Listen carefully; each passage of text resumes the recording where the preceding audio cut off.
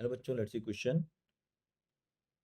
A cubical block having a square cross section of side 2 meter and mass 10 kilogram resting over the platform, moving constant acceleration 1 meter per second square. Coefficient of friction between the block and the platform is 0.1. A force affects as top of the cube as shown the figure. Now measure the column with the column 2. तो ये बच्चों अगर अपन बात करें toppling के लिए, तो toppling के लिए क्या कंडीशन होना चाहिए? टॉपलिंग टॉपलिंग के लिए कंडीशन होना चाहिए कि आपका नॉर्मल रिएक्शन जो है शिफ्ट हो जाएगा कहाँ पर? मैक्सिममली इस पॉइंट पे शिफ्ट हो जाएगा. ठीक है. अब अगर अपन मान लो ये ओ पॉइंट है, तो फ्रिक्शन कैसे लगेगा इस पर?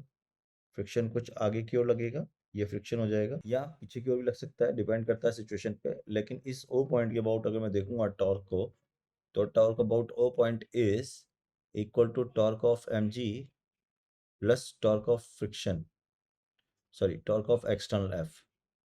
ठीक है ना. और सीडो लग जाएगा यहाँ पर, तो टॉर्क ऑफ सीडो भी ले लेंगे, M into a and torque of pseudo, that should be equal to zero. ये जीरो हो जाना चाहिए. अब देखो एफ का टॉर्क और एम जी का टॉर्क, ठीक है, एफ का टॉर्क और एम जी का टॉर्क जो होगा वो अपोजिट सेंस में होगा, और फ्रिक्शन का टॉर्क जीरो हो जाएगा, है ना. तो जो टॉर्क है वो किस किस का लग रहा है यहाँ पर? अगर देखो एम जी का भी लग रहा होगा, एक टॉर्क एम जी का लग रहा है. तो torque of M G about O point and torque of M into A और टॉर्क ऑफ एफ, तीन है अपने पास. तो टॉर्क एम जी को देखूंगा तो एंटी क्लॉकवाइज है, तो इसको लिख लूंगा M g into a by two. ठीक है. और कौन सा एंटी क्लॉकवाइज होगा? एम ए का भी एंटी क्लॉकवाइज हो जाएगा, plus M into a into a की जगह मैं साइड की जगह सीधा लिख लेता हूँ ये टू, क्योंकि साइड 2 मीटर की है, तो इसको लिख लेता हूँ 2/2.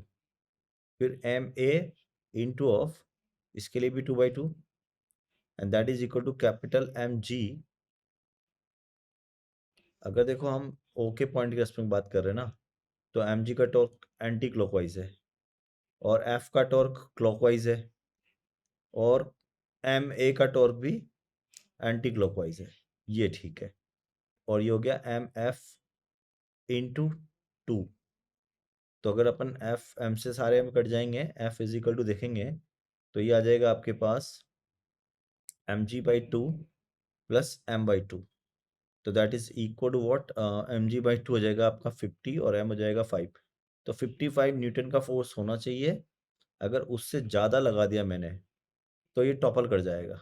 और मैक्सिमम फ्रिक्शन फोर्स कितना हो जाएगा अगर मैं देखूं, तो मैक्सिमम फ्रिक्शन फोर्स कितना हो जाएगा बच्चों? अगर अपन देखें मैक्सिमम फ्रिक्शन फोर्स, तो अगर अपन इस सिचुएशन को फ्रिक्शन फोर्स में देखें, तो यहाँ पर क्या लग रहा है आपके पास? सीडो फोर्स लग रहा है. ठीक है, सीडो फोर्स लग रहा है. नॉर्मल रिएक्शन है आपके पास. तो अब अगर अपन देखें यहाँ पर फ्रिक्शन फोर्स की वैल्यू, तो फ्रिक्शन फोर्स की वैल्यू कितनी हो जाएगी? म्यू इंटू एम जी, है ना. ऐसे बनाता हूँ, देखो ये हो गया आपके पास pseudo force M A, force F आगे लगा रखा है अपन ने, और ये हो गया आपके पास फ्रिक्शन फोर्स, जिसको लिख सकता हूँ लिमिटिंग म्यू एम जी.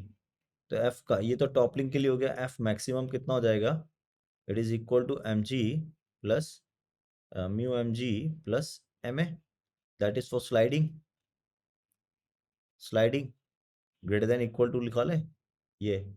तो ये हो जाएगा मैक्सिमम फोर्स अगर देखें जिसके ऊपर स्लाइडिंग होगी, it is mu M g. Mu है आपके पास 0.1, एम है 10, जी है 10, प्लस एम है आपके पास 10 इंटू एक्सेलरेशन है 1. तो ये हो गया आपके पास 10 प्लस 10, है ना. F maximum M a plus of mu M g. Mu कितना है? 0.1 है, एम आपका 10 है, जी आपका 10 है. तो ये तो हो गया आपके पास, और ये आपका एम इंटू ए कितना है? 1. मास कितना है? 10. तो ये हो गया 20 मीटर पर न्यूटन, 20 न्यूटन. तो 20 न्यूटन के ऊपर तो स्लाइडिंग होगी और 55 के ऊपर टॉपलिंग होगी. तो अगर पहला देखें ऑप्शन, तो इसमें तो ना तो स्लाइडिंग होगी ना टॉपलिंग होगी, ना इधर topples not the slips over the platform. A हो गया इसका. 45 पे देखें तो टॉपलिंग नहीं होगी लेकिन स्लाइडिंग हो जाएगी, तो block slips but not topple, C हो जाएगा इसका.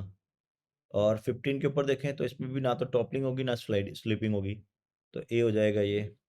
और अगर अपन 25 देखें, F25 ब्लॉक स्लिप, तो ये स्लिपिंग तो जाएगी लेकिन टॉपलिंग नहीं होगी, तो यानी कि सी हो जाएगा इसका। तो ए सी इसका करेक्ट आंसर होगा। All the best.